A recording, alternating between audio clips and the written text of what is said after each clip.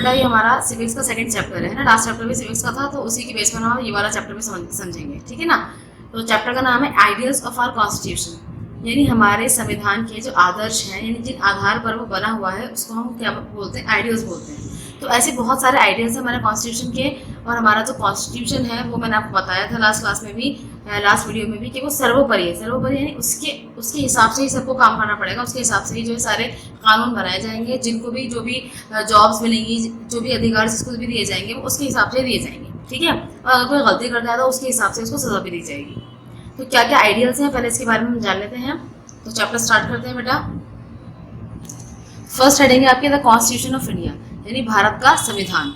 The constitution of India is the supreme law of India. It lays down the framework defining fundamental political principles, establishing the structure, procedures, power and duties of the government, and spells out the fundamental rights, directive principles and duties of the citizens. It was passed by the Constituent Assembly on 26 November 1949, but it came into effect on 26 January 1950, a day selected for its historical significance. तो अभी कह रहे हैं जो भारत का संविधान है वो क्या है, सुप्रीम लॉ है, यानी हमारे जो हिंदुस्तान का, भारत का जो सुप्रीम लॉ है वो क्या है, हमारा संविधान है। और इसी के फ्रेमवर्क के हिसाब से हमें सारे काम करने हैं, ठीक है। और इसका जो फ्रेमवर्क इसका जो ढांचा है वो हमें बताता है कि हमारे फंडामेंटल पॉलिटिकल प्रिंसिपल्स क्या क्या हैं, या फिर हमें किस तरीके से स्ट्रक्चर्स को बनाना है। यानी जैसे आपको पता होगा कि एक सेंट्रल गवर्नमेंट है ना, और एक स्टेट गवर्नमेंट है, और इसके अलावा एक लोकल गवर्नमेंट होती है। तो ये एक तरीके का स्ट्रक्चर है कि किस तरह गवर्नेंस की जाएगी। तो ये हमें कौन बताता है, ये हमें हमारा कॉन्स्टिट्यूशन बताता है। जो प्रोसीजर्स हैं, यानी किस किस प्रोसेस से गुजरकर हमें क्या क्या मिल सकता है, तो ये भी हमें हमारा कॉन्स्टिट्यूशन बताता है ना। हमारे पास क्या पावर्स हैं, हमारे पास भी और सरकार के पास भी क्या पावर्स हैं और क्या ड्यूटीज है सरकार की, और साथ साथ हमारे क्या क्या फंडामेंटल राइट्स हैं, ठीक है ना। इसके अलावा क्या क्या डायरेक्टिव प्रिंसिपल्स हैं, और जो नागरिक हैं उनकी क्या क्या जिम्मेदारियाँ, क्या क्या कर्तव्य हैं, ये सब हमें कौन बताता है, हमारा कॉन्स्टिट्यूशन बताता है।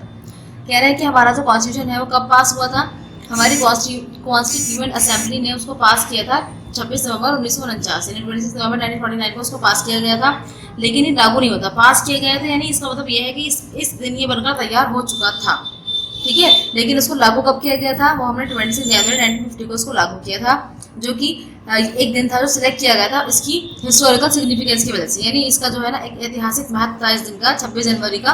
तो इसलिए जो है इसी दिन को चूज किया गया था कि इस दिन हम अपना कानून लागू कर देंगे।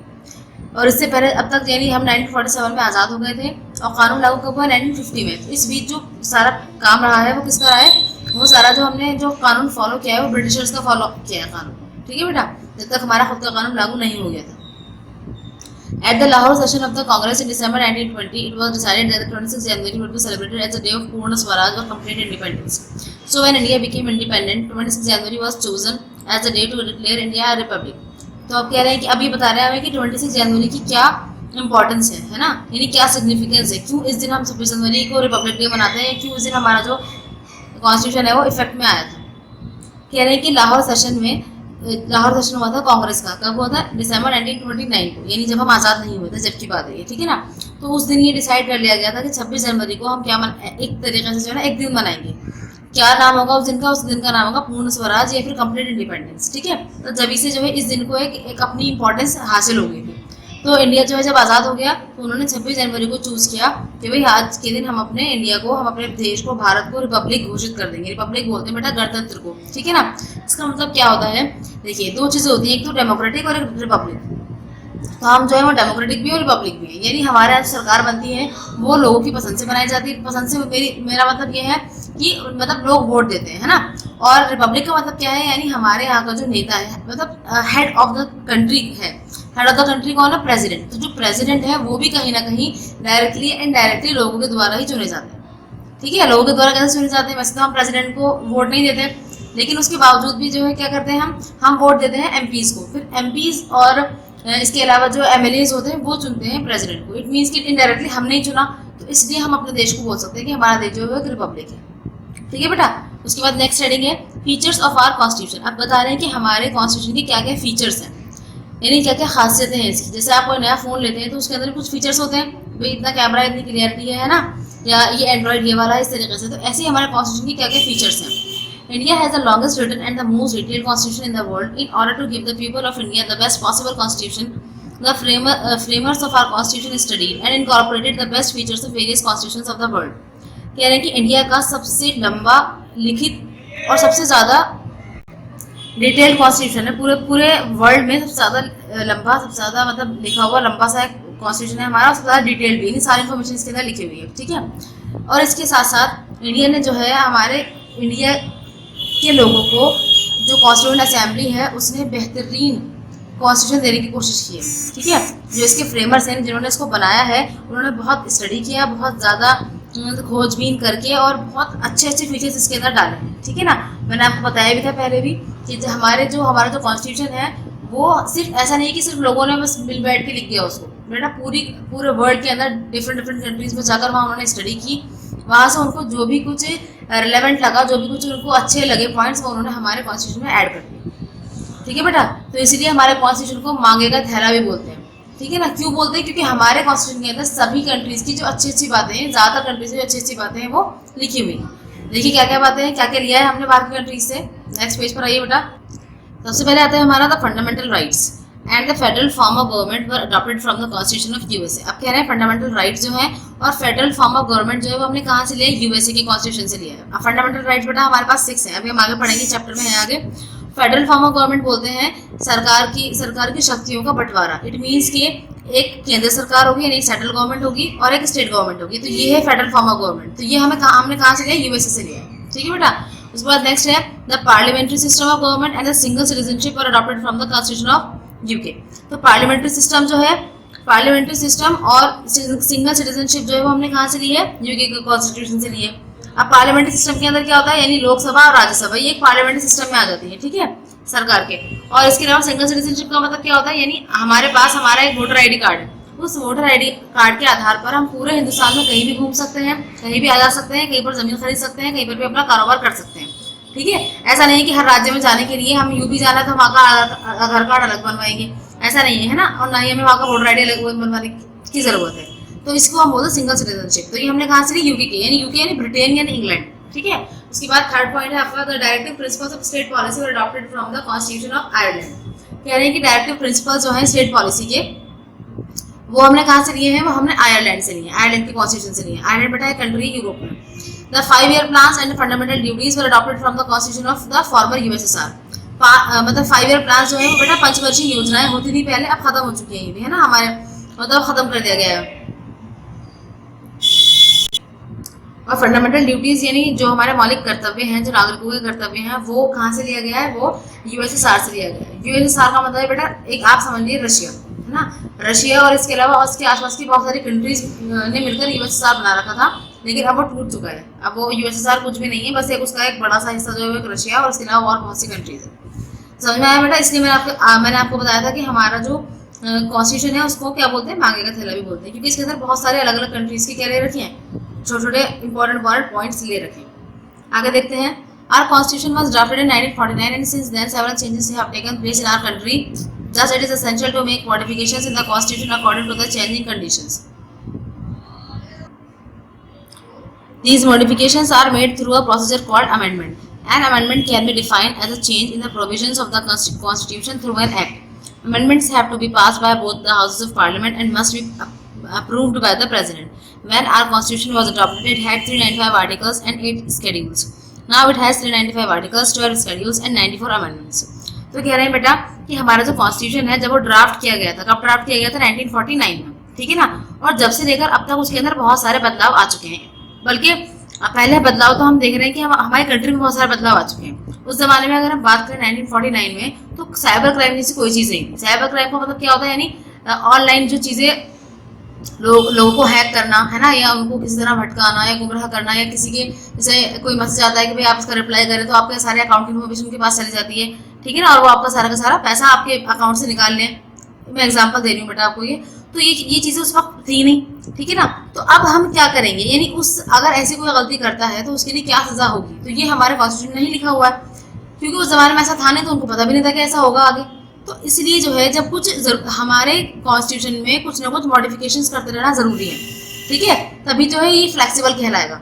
अगर ये रिजिड हो जाएगा, फ्लेक्सिबल नहीं रहेगा, तो फिर ये चल भी नहीं पाएगा, ठीक। तो कह रहे हैं कि ये बहुत ज़रूरी है कि हमारे कॉन्स्टिट्यूशन में कुछ ना कुछ मॉडिफिकेशन टाइम टू टाइम होती रहनी चाहिए।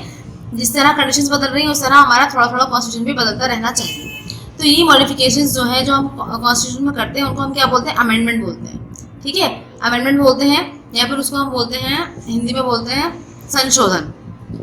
एक अमेंडमेंट जो है उसको हम किस तरह डिफाइन कर सकते हैं कि एक चेंज है कॉन्स्टिट्यूशन के किसी भी प्रोविजन में, कोई भी चेंज करना किसी भी एक्ट के जरिए, तो उसको अमेंडमेंट कहा जाता है। तो कह रहे हैं अमेंडमेंट को सबसे पहले क्या करना पड़ता है, सपोज कि कोई भी चेंज लेकर आना चाहते हैं ये लोग, है ना, यानी सरकार चेंज लेकर आना चाहती है, तो ऐसा नहीं है कि बस इतना हलवा है कि यूं ही चेंज हो जाएगा, ऐसा नहीं है। सबसे पहले जो लोकसभा है, लोकसभा के अंदर कोई बिल पेश किया जाएगा कि भाई हमें कानून में ये चेंज करना है, संविधान में ये चेंज करना है। उसके बाद लोकसभा के अंदर जितने भी लोग हैं उसके अंदर कम से कम 2/3 मेंबर जो है वो इस बात पर एग्री होने चाहिए। ठीक है, उसके बाद ये बिल जब ये सब साइन कर देंगे उसके ऊपर, उसके बाद ये बिल जाएगा राज्यसभा में, फिर राज्यसभा के लोग भी ऐसे ही होने चाहिए, वो भी राजी होने चाहिए।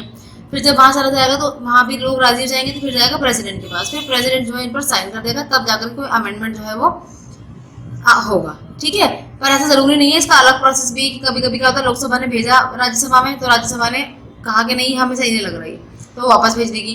तो अब उसके बाद लोकसभा जब राज्यसभा ने वापस भेज दिया तो लोकसभा वापस दोबारा राज्यसभा के पास नहीं भेजेगी, डायरेक्ट प्रेसिडेंट के पास भेज देगी। ठीक है, लोकसभा की वैल्यू ज्यादा है क्योंकि उसको लोग डायरेक्टली चुनते हैं, तो इसलिए उसकी ज्यादातर पावर्स है, ज्यादातर पावर्स को दी गई है।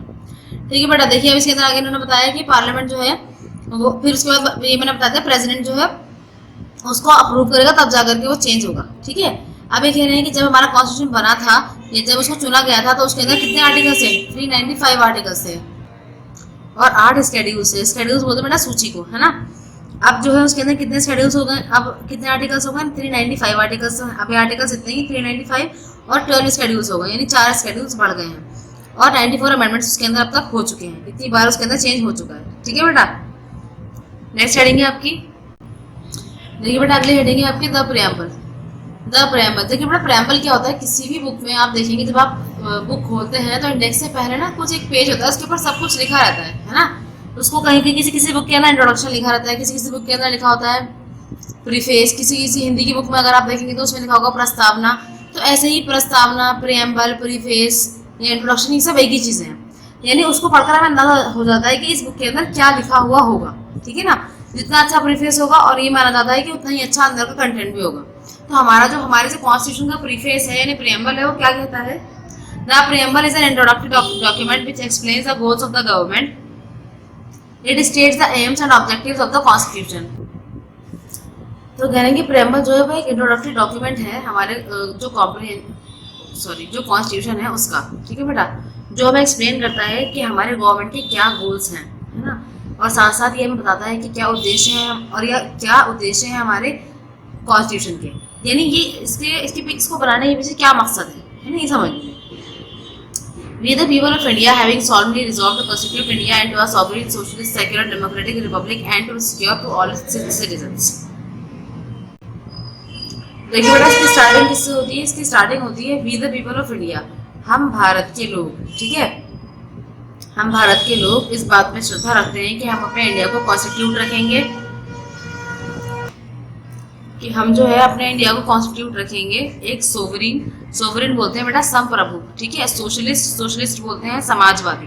ठीक है,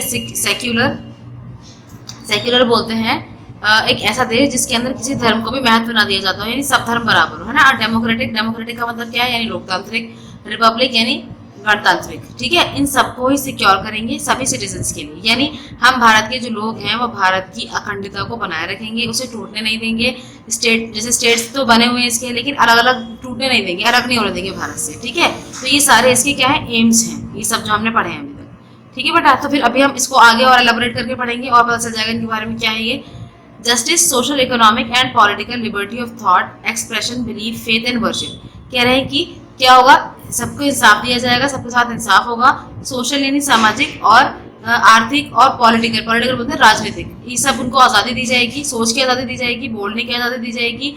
ठीक है, जो जैसा चाहता है वैसा यकीन रख सकता है, जिसकी चाहे इबादत कर सकता है, जो भी चाहे वो धर्म अपना सकता है, ये सब लिखा हुआ है हमारे कॉन्स्टिट्यूशन में। ठीक है बेटा, इसके बाद है equality of status and of opportunity and to promote among them all. कह रहे हैं कि इक्वालिटी जो है, स्टेटस की इक्वालिटी को ध्यान में रखा जाएगा और लोगों को अपॉर्चुनिटी दी जाएगी। ऐसा नहीं है कि जो अमीर है बस वही अमीर है और जो गरीब है वो गरीब से गरीब तक होता चला जा रहा है। ठीक है, और साथ साथ इस सबको प्रमोट किया जाएगा सब लोगों में, सब लोगों को इक्वल ट्रीट करके सबको प्रमोट किया जाएगा।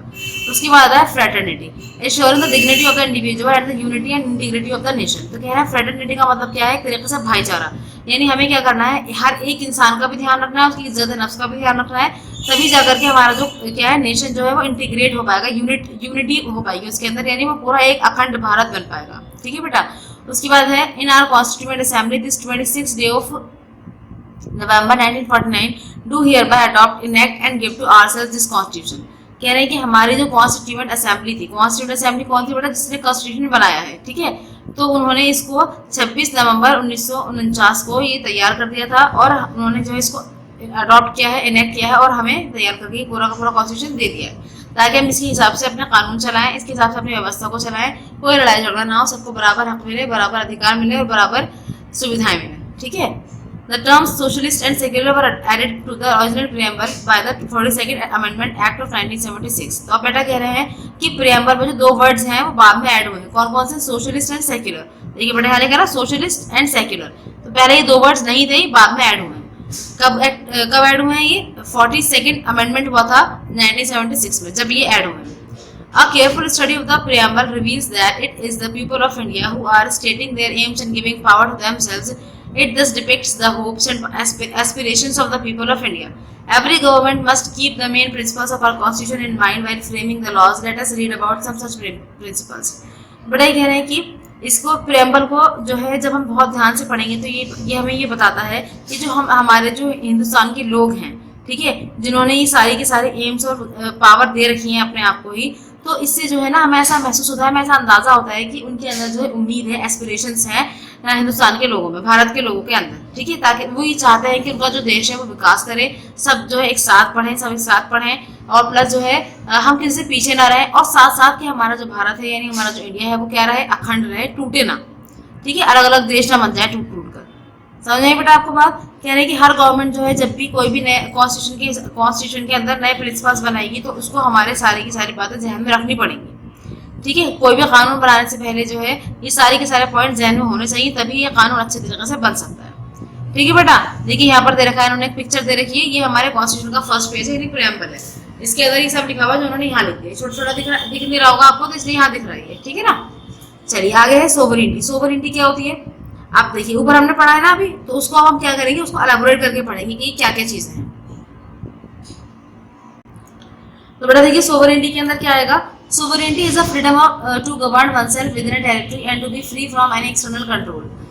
All Indians are free to govern themselves and to make laws. There should be no external interference of any kind in the functioning of the government। तो अब ये कह रहे हैं सोवरेनिटी का मतलब होता है संप्रभु सत्ता। संप्रभु सत्ता जो है वो क्या है, वो एक आज़ादी है, आज़ादी है अपने आप को अपनी ज़मीन के एक टुकड़े में अपने आप को खुद गवर्न करना, यानी खुद शासन करना उसके ऊपर, और बाहर से उस पर किसी का कोई भी दबाव ना होना। जैसे मैं आपको बताती हूँ, जब हम अंग्रेजों के अंडर थे तो हमारे ऊपर बाहरी देशों का दबाव था, यानी हमारे ऊपर ब्रिटेन का दबाव था, जो भी हम काम कर रहे हैं उसके वो उनके हिसाब से हमें करना पड़ रहा था, जो भी वो कानून बना रहे हैं उनको मानना पड़ रहा था। लेकिन अब बाकायदा हमारे हिंदुस्तान में एक पूरा एक एरिया है हिंदुस्तान का, है ना, पूरा एक लैंड एरिया है, तो उसके अंदर हमारी ही सरकारें चुनी जाती हैं और वही जो रिप्रेजेंटेटिव्स हैं जिनको हम चुनते हैं वो सरकार बनाते हैं और फिर वो हमारे लिए कानून बनाते हैं। ऐसा नहीं कि ये कोई किसी बाहर देश से आए हुए हैं, ठीक है बेटा।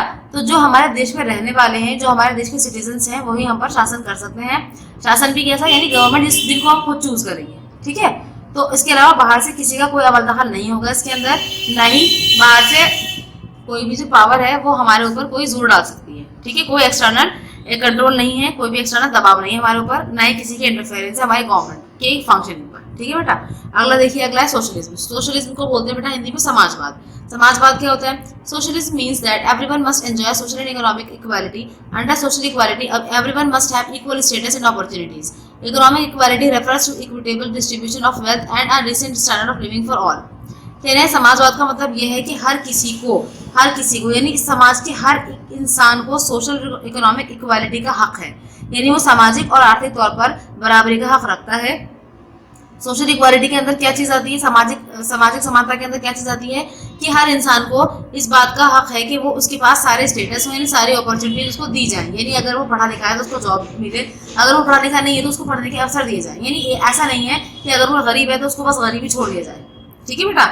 और इकोनॉमिक इक्वालिटी का मतलब क्या होता है कि उसके अंदर इक्विटेबल डिस्ट्रीब्यूशन ऑफ वेल्थ का, यानी दौलत जो है, इन दौलत ये धन दौलत जो है वो बराबर तौर पर लोगों में बांटी जाए, ठीक है ना। अब एकदम बराबर तो नहीं होगी, हाँ, लेकिन कम से कम इतना भी कम ज्यादा ना हो कि एक बहुत बड़ा गैप आ जाए बिटवीन, इन बिटवीन।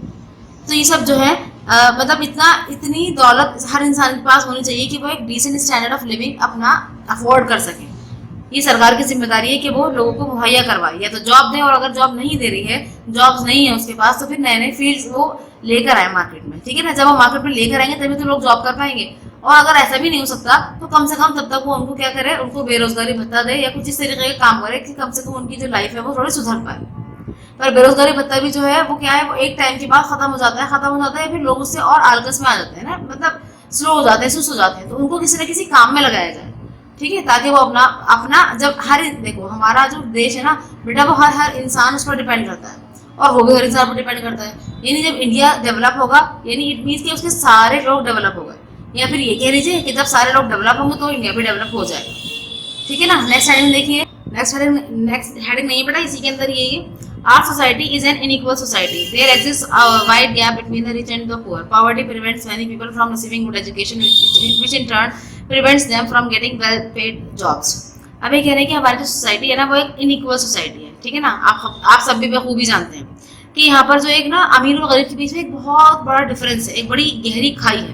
यानी अमीर जो है वो ऊपर से ऊपर जाते जा रहे हैं, और गरीब जो है वो नीचे से नीचे जाते जा रहे हैं। और पावर्टी जो है, यानी गरीबी जो है, वो लोगों को अच्छी एजुकेशन नहीं लेने देती, या इसके अलावा जब जाहिर है उन्होंने अच्छी एजुकेशन नहीं ली तो फिर उनसे वो अच्छी जॉब भी नहीं ले पाते।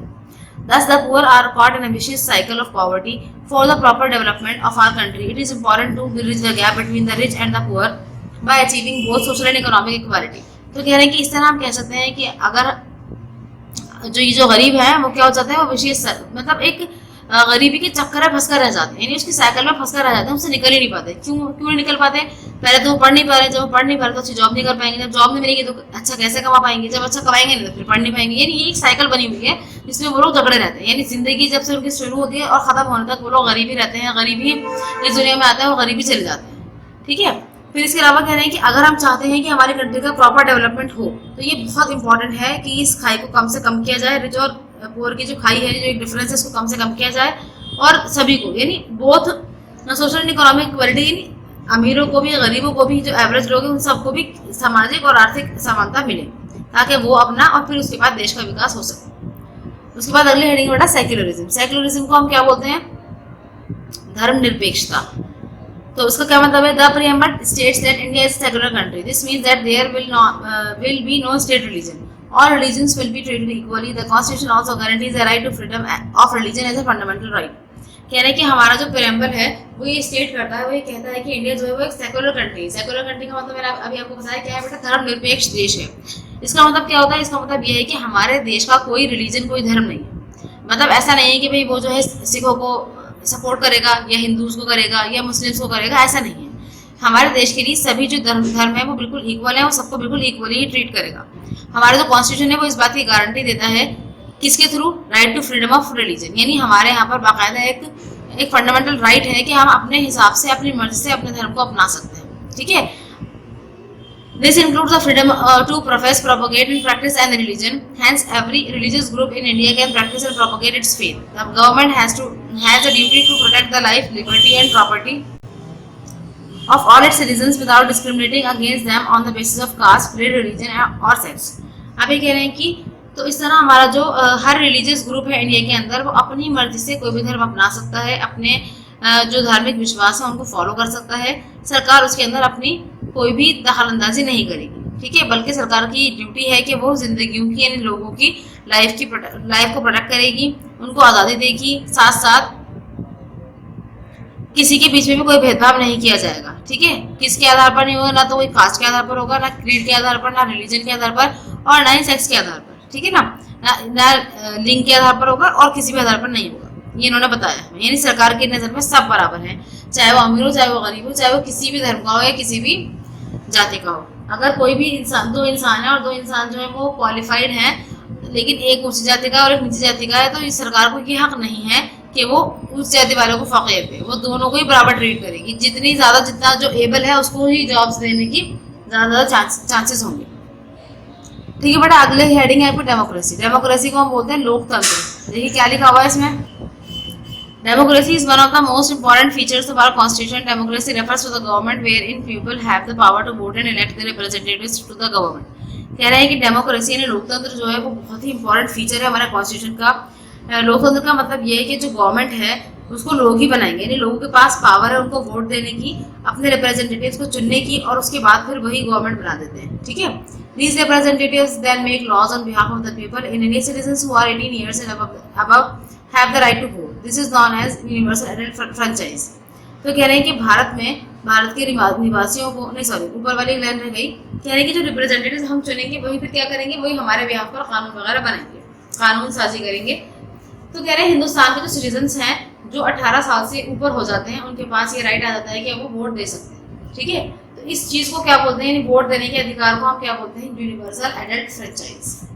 Elections are held every 5 years. If the people are dissatisfied with the government, they can vote it out. Thus, the ultimate power lies in the hands of the people. कह रहे हैं कि इलेक्शंस जो है हर 5 साल बाद होते हैं। अगर लोगों को पिछली सरकार से सेटिस्फेक्शन नहीं है और सेटिस्फाइड नहीं है तो इसके लिए वो क्या कर सकते हैं, वो उसको वोट इट आउट कर सकते हैं, यानी वो दूसरी सरकार को वोट दे सकते हैं। ठीक है, और साथ साथ हमारे यहाँ पर ये कह रहे हैं कि जो जितनी भी पावर है वो लोगों के हाथ में है। बेटा देखिए हमारे यहाँ पर सिस्टम है मल्टी पार्टी सिस्टम है, यानी यहाँ पर ऐसा नहीं है कि खाली एक ही पार्टी है, सिर्फ 2 ही पार्टी है कि आप दोनों को वोट देंगे। हमारे यहाँ मल्टी पार्टी है, जिसको भी आप चाहे वोट दे सकते हैं। ठीक है ना, जो भी आपको इस काबिल लगती है। उसके बाद अगला है फेडरलिज्म। फेडरलिज्म को बेटा हम ये कह सकते हैं संघवाद, है ना, क्या कह सकते हैं, संघवाद। तो ये क्या होता है, इसको देखिए, India has a federal form of government. This means that our country is governed at 2 levels, that is the center and at the state. The president is the head of our country. The prime minister heads the government, makes laws for the country. तो ये कह रहे हैं कि India के पास जो एक federal form of government है, यानी एक संघवादी संरचना है सरकार की। इसका मतलब ये होता है कि हमारी जो कंट्री है उसको हम गवर्न कर सकते हैं 2 लेवल पर। बेटा एक केंद्र सरकार के स्तर पर और एक राज्य सरकार के स्तर पर। ठीक है, यानी एक केंद्र सरकार होगी और उसके ही अंडर जो काम करने वाली होगी एक राज्य सरकार। तो अब ये कह रहे हैं कि जो प्रेसिडेंट है वो हमारे कंट्री का हेड कहलाता है और जो प्राइम मिनिस्टर है वो गवर्नमेंट का हेड कहलाता है। State list and concurrent list. तो अभी बता रहे हैं कि जो विधानसभा है इसके अंदर जो स्टेट लेजिस्लेचर्स आती हैं वो पूरे स्टेट के लिए, यानी स्टेट लेजिस्लेचर जो है वो किसके लिए कानून बनाएगी, पूरे स्टेट के लिए कानून बनाएगी। ठीक है, उसकी जो पावर है, जो फंक्शन है वो, और इसके अलावा जो सेंट्रल गवर्नमेंट की पावर फंक्शन है और जो स्टेट गवर्नमेंट की पावर और फंक्शन है वो बाकायदे तरीके से डिफाइन कर दी गई हैं 3 लिस्ट के अंदर। 3 लिस्ट है बेटा, एक तो कौन सी लिस्ट है, एक यूनियन लिस्ट, एक स्टेट लिस्ट और एक कंकरेंट लिस्ट। ठीक है, तो यूनियन लिस्ट जो है उसके अंदर जितने भी काम है वो सब कौन करेगा, केंद्र सरकार करेगी, सेंट्रल गवर्नमेंट करेगी।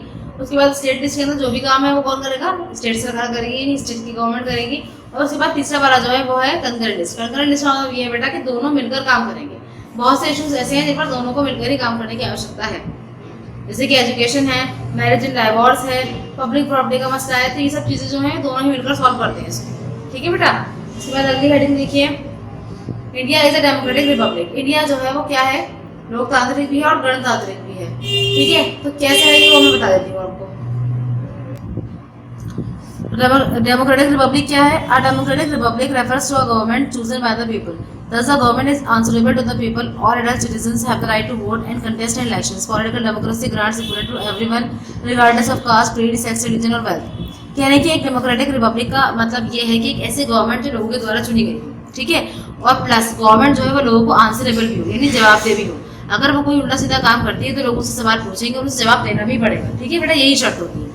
दूसरा ये कि सभी जितने भी एडल्ट सिटीजन्स हैं उनको ये अधिकार प्राप्त है कि वो क्या कर सकते हैं, वो वोट देंगे और बाकायदा इलेक्शंस में कंटेस्ट करेंगे, यानी खड़े भी हो सकते हैं वो वोट लड़ने के लिए और वोट देंगे भी, है ना, ये उनके पास अधिकार है। इसके अलावा पॉलिटिकल डेमोक्रेसी जो है वो हमें ये इस बात की इजाज़त देती है कि सभी क्या इक्वल है। ना तो ऐसा है कि किसी को कास्ट के आधार पर कोई सुपीरियरिटी या फिर इन्फीरियरिटी का कॉम्प्लेक्स दिया जाएगा, और ना ही ग्रेड के आधार पर, ना ही सेक्स, ना रिलीजन और ना ही वेल्थ के आधार पर। यानी अमीर गरीब जो भी हो, किसी भी मजहब का हो, सबके वोट की जो वैल्यू है वो बराबर मानी जाएगी। ठीक है बेटा, उसके बाद अगला है द टर्म रिपब्लिक। अभी तो हमने ऊपर देखा डेमोक्रेटिक रिपब्लिक है ना, अब हम बात करें रिपब्लिक के बारे में सिर्फ। The term Republic means that the head of the state shall not be a hereditary head but will be chosen by the people through an election. In a republican form of government, the head is elected for a certain period, is elected for a term of 5 years. अब ये कह रहे हैं कि जो term Republic है, यानी इसको हिंदी में हम क्या बोलते हैं बेटा, मैंने बताया था अभी आपको, गणतंत्र, है ना। इसको हम क्या बोलते हैं? इसका मतलब ये है कि जो हमारे स्टेट का हेड, स्टेट यहाँ पर क्या है? स्टेट यहाँ पर कहते हैं बेटा, इसका जो मतलब है वो है राज्य।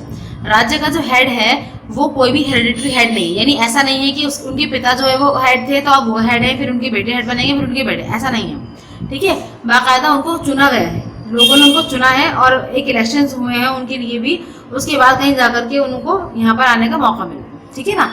तो रिपब्लिकन फॉर्म ऑफ गवर्नमेंट के अंदर जो हेड है उसको कौन इलेक्ट करेगा? उसको लोग इलेक्ट करेंगे, वो भी बाकायदा सिर्फ एक सर्टेन पीरियड ऑफ टाइम के लिए, यानी ऐसा नहीं कि बहुत सारे टाइम के लिए जब तक उनकी जिंदगी जब तक के लिए, नहीं, सिर्फ 5 साल के लिए वो इलेक्ट किए जाएंगे, उसके बाद फिर वो हट जाएंगे और दूसरे आ जाएंगे। ठीक।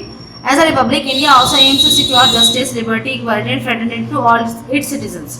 कह रहे हैं कि एक रिपब्लिक होने के नाते इंडिया के जो मकासद है वो क्या है कि वो जस्टिस दे सबको, है ना, आज़ादी दे, समानता दे और फ्रेटर्निटी यानी भाईचारे की भावना को सभी सिटीजन्स में बढ़ावा दे। Justice implies that the individual should get what is due to her or him. It also means setting right whatever is wrong. कह रहे हैं कि जस्टिस का मतलब क्या है कि हर एक इंडिविजुअल को ये पता होना चाहिए, ये उसके पास एक अधिकार होना चाहिए कि वो बता सके कि भाई क्या गलत है और क्या सही है। ठीक है ना, यही तो क्या है, इसको तो हम क्या बोलेंगे? इसको हम बोलते हैं बेटा इंसाफ, है ना, जस्टिस बोलते हैं। उसके बाद आता है liberty. Liberty indicates absence of any subjective restraints on individual freedom for his और आर्टिस्टिक डेवलपमेंट। कह रहे हैं कि लिबर्टी के अंदर वो चीज़ें आती हैं कि किसी भी इंसान के अंदर अगर कुछ सब्जेक्टिव रिस्ट्रेंट्स हैं तो उसको जो है ना, उसको आज़ादी दी जाएगी कि वो अपना हॉलिस्टिक डेवलपमेंट कर सकता है। ठीक है। Equality means that all people are born equal and have good equal opportunity. इक्वालिटी का मतलब ये है कि सभी जो इंसान है इस दुनिया में जो पैदा हुए हैं वो सब बराबर हैं और सभी के पास इक्वल अपॉर्चुनिटीज़ हैं। ठीक है, यानी कोई किसी से कम नहीं है। Fraternity indicates the spirit of brotherhood which is essential to maintain the unity of the nation. कह रहे हैं भाईचारे का क्या मतलब है कि सभी के बीच, सभी के दिलों में क्या होना चाहिए? भाईचारे की भावना होनी चाहिए, जो बहुत ज़रूरी है एक नेशन की यूनिटी के लिए। मैंने अभी हमने स्टार्टिंग में पढ़ा था कि अब वो चाहते हैं कि नेशन को क्या रखें? यूनाइट रखें, यानी अखंड रखें, यानी टूटने ना दें, है ना, डिफरेंट कंट्रीज में टूटने ना दें, उसको एक साथ मिला करके रखें। ठीक है, यही चाहते हैं। ये कब पॉसिबल होगा? जब सभी के दिलों में क्या होगी? फ्रेटर्निटी होगी, यानी भाईचारे की भावना होगी। देखिए बेटा, अगली हेडिंग है आपकी directive principles of the state policy. Directive principles क्या है इसके स्टेट पॉलिसी की? देखिए, the founding fathers of our constitution were aware that all the ideals of the constitution can not be changed into laws at once. Knowing this they laid down certain guidelines for future government so that. तो कह रहे हैं कि जो हमारे founding fathers थे, यानी जो कॉन्स्टिट्यूशन बनाने वाले थे, फ्रेमर्स थे, वो पहले से ही जानते थे कि कॉन्स्टिट्यूशन के जितने भी आइडियल्स हैं उनको हम इजीली चेंज नहीं कर सकते हैं। ठीक है, एक बार में चेंज नहीं कर सकते हैं। ठीक है, तो ये सब जानते हुए उन्होंने कुछ सर्टेन गाइडलाइंस बनाई हैं कि अगर जो आने वाली गवर्नमेंट्स हैं उनको कुछ चेंजेस करने पड़ेंगे तो वो किन चीज़ों को ध्यान में रखें। Progress and development of the country could be achieved by various types of directive principles may be put into different groups as follows. तो कह रहे हैं कि इससे क्या होगा? अगर चेंजेस हम करते रहेंगे तो हमारी जो डेवलपमेंट है वो रुकेगी नहीं। जिसमें आपको एग्जांपल देता साइबर क्राइम का। बेटा, साइबर क्राइम पहले नहीं होते थे तो उसके लिए कानून की भी जरूरत नहीं थी, है ना, लेकिन अब जब ये ऐसे क्राइम्स होने लगे हैं तो इसलिए जो है उन्होंने ये एक पॉइंट छोड़ रखा था कि अगर फ्यूचर में कोई भी कानून बनाया जाएगा तो कुछ गाइडलाइंस को फॉलो करके कानून बनाया जाए। ठीक है, तो वो गाइडलाइंस कौन कौन सी हैं? सबसे पहले जो हमारी हेडिंग है वो है टू प्रमोट इकोनॉमिक जस्टिस। सभी को जो है आर्थिक न्याय मिलेगा। To state shall take steps The state shall take steps to distribute equally wealth and material resources for all, to provide equal means of livelihood to all citizens, to secure proper conditions of work for all workers, to secure equal pay for equal work men and women, to protect children from exploitation, to promote cottage industries. तो कह रहे हैं कि state को क्या करना पड़ेगा? तो कुछ स्टेप्स हैं। अगर सबको आर्थिक समानता आर्थिक न्याय मिलना चाहिए तो स्टेट का ये काम है कि वो सारी जो वेल्थ है उसको इक्वली डिस्ट्रीब्यूट करे, जितना भी मटीरियल है और जितने भी रिसोर्सेज हैं सबको बराबर बांटे। तो इसके अलावा कह रहे हैं कि और इसके अलावा वो क्या करेगी कि आजीविका बोलते हैं बेटा, यानी कमाने के लिए जो जरिए हैं, कमाने के लिए जो अपॉर्चुनिटीज़ हैं वो सारे सिटीजन्स को बराबर मिलनी चाहिए और इक्वली मिलनी चाहिए सबको। ठीक है, ये सारे काम सरकार को करने हैं। अगर वो कोई कानून बनाने में जा रही है तो इन सब बातों का उसको ध्यान रखना पड़ेगा। और वो क्या करे? प्रॉपर कंडीशन का, यानी जो वर्कर की प्रॉपर कंडीशन है उसका ध्यान रखें। ऐसा नहीं है कि भाई 24 घंटे काम करवाया जा रहा है वर्कर से, 12 घंटे काम करवा रहे हैं, वो बाकायदा कुछ जो घंटे हैं वो निश्चित किए जाएंगे। ठीक है ना, साथ साथ उनकी इक्वल जो पे होगी वो भी होगी, वो उसका भी ध्यान रखा जाएगा कि आदमी और औरत दोनों को ही बराबर जो है पैसे मिलेंगे। अगर एक औरत और आदमी दोनों सेम काम कर रहे हैं, सपोज किसी कंपनी में काम कर रहे हैं, तो ये नहीं होगा कि आदमियों को ज़्यादा मिलेंगे और औरतों को कम मिलेंगे, ना इसका उल्टा होगा। ठीक है, दोनों को बराबर ही अमाउंट दिया जाना चाहिए। वो बात अलग है, कोई एजुकेटेड ज़्यादा है, एक्सपीरियंस ज़्यादा है, तो उसको पैसे अलग मिल रहे हैं, ज़्यादा मिल रहे हैं, तो कोई बात नहीं। लेकिन अगर सब कुछ बराबर है, उसके बावजूद भी अगर पैसे कम बढ़ते मिल रहे हैं, तो इसका ध्यान रखा जाएगा कि ऐसा नहीं होना चाहिए। इसके अलावा जो बच्चे हैं उनको एक्सप्लॉयटेशन से बचाया जाएगा, और साथ साथ जो कॉर्पोरेट इंडस्ट्रीज हैं, यानी उसको हम बोलते हैं कुटीर उद्योग, उनको भी बढ़ावा दिया जाएगा। To promote welfare and social justice. अच्छा, आप सरकार का क्या क्या काम है कि वो भलाई के कामों को और सामाजिक न्याय को भी बहुत ज़्यादा फरोग देगी, बढ़ावा देगी। तो उसकी क्या स्टेप्स क्या हैं उसके, जो उसको लेने हैं। To help the sick, aged and unemployed. सरकार को यानी राज्य को जो है इसकी, तो जो बीमार और एजेड लोग हैं और जो बेरोजगार हैं उनको सरकार को जो है उनकी मदद करनी पड़ेगी। और जो to promote the education and economic interest of weaker sections of society. तो जो एजुकेशन जो हमारे वीकर सेक्शन है सोसाइटी के, यानी एससीज हैं, एसटीज हैं, ओबीसीज हैं, तो उनका जो है इंटरेस्ट दिलवाना पड़ेगा एजुकेशन की तरफ, और साथ साथ उनको इकोनॉमिक इंटरेस्ट की तरफ भी लेकर आना पड़ेगा। ये सरकार की जिम्मेदारी कि उसको ऐसा करना है। To give free legal aid to poor so that they are not denied justice. तो कह रहे हैं कि और जो गरीब हैं उनको लीगल एड दी जाएगी। लीगल एड यानी अगर सपोज कि उन पर कोई केस है या कोई उन पर एलिगेशंस लगी हुई हैं, तो उनको बाकायदा सरकार की जिम्मेदारी है कि वो उनको फ्री एड यानी जो कोई वकील है वो प्रोवाइड करे, है ना, ताकि उनको भी क्या मिल सके, उनको भी न्याय मिल सके। To provide care to children and education to all children up to the age of 14। To raise the standard of living of people and improve public health. तो अब कह रहे हैं कि बच्चों को प्रॉपर केयर दी जाएगी, प्रॉपर उनका ध्यान रखा जाएगा, उनको शिक्षा दी जाएगी। सभी बच्चों को कौन सी एज तक के, बेटा 14 ईयर्स तक के, है ना, 6 to 14 ईयर्स तक के सभी बच्चों को जो शिक्षा दी जाएगी। ये बिल्कुल अनिवार्य है, बिल्कुल कंपलसरी है, ऐसा किया जाएगा ताकि जो है लोगों का जो जीवन है उसका जो स्टैंडर्ड है वो थोड़ा सुधर सके और पब्लिक हेल्थ भी थोड़ी सुधार में आ सके। To organise agriculture and animal husbandry और मॉडर्न साइंटिफिक लाइन्स। कह रहे हैं कि जो कृषि की जो साधन है, इसके अलावा जो एनिमल हस्बेंड्री है, एनिमल हस्बेंड्री बोलते हैं बेटा जानवर पालना और उनसे फ़ायदा उठाना। जैसे कि मुर्गियाँ पालते हैं तो उनसे वो हमें अंडे देती हैं, तो उससे भी फ़ायदा होता है। जो भैंस गाय वगैरह पालते हैं तो उससे उनसे हमें दूध का फ़ायदा होता है। तो ये सब काम हमें साइंटिफिक लाइन में करना है, ये नहीं कि हम बस पिछड़े ही रहें। हमें क्या करना है, ज़्यादा से ज़्यादा हमें फ़ायदा उठाना है। To protect and improve milk cattle and prohibit the slaughter of cows and other milk and draught cattle. कह रहे हैं क्या करना है हमें, मिल्क कैटल को यानी वो जो दूध देने वाले जानवर है उनको इम्प्रूव करना है, उनके खाने पीने पर, उनके खुराक पर ध्यान रखना है। और क्या, और इसके अलावा जो सख्ती से मना किया है किस बात को, कि गाय को या काव्स यानी गाय के बछड़े को, ना बच्चे को, उसको काटा नहीं जाएगा बिल्कुल भी। और इसके अलावा कोई भी मिल्क एनिमल जो है उसको भी काटा नहीं जाएगा। ठीक है। To ban intoxicating drugs and drinks. और कोई भी जहरीली दवाइयाँ या कोई भी जहरीली ड्रिंक्स वगैरह जो है वो सोसाइटी में प्रमोट नहीं होनी चाहिए और उनको बिल्कुल सख्ती से बैन कर दिया जाएगा। ठीक है बेटा, नेक्स्ट हेडिंग देखिए। To strengthen the democratic system, to state shall take steps. अभी कह रहे हैं कि डेमोक्रेटिक सिस्टम को क्या किया जाना चाहिए, मजबूत किया जाना चाहिए स्टेट के द्वारा। तो स्टेट जो है वो ये स्टेप्स ले सकता है। क्या क्या स्टेप्स लेगा state? To ensure the separation of the judiciary from the executive and enable the judiciary to be independent and impartial. तो कह रहे हैं कि ये स्टेट की जिम्मेदारी है कि वो क्या कर रहे हैं, वो जुडिशियरी को यानी न्यायपालिका को कार्यपालिका से अलग रखे और जुडिशियरी के ऊपर किसी चीज़ का कोई दबाव ना होने दे और बिल्कुल उसको इम्पार्शियल एंड इंडिपेंडेंट रखे। ठीक है ना।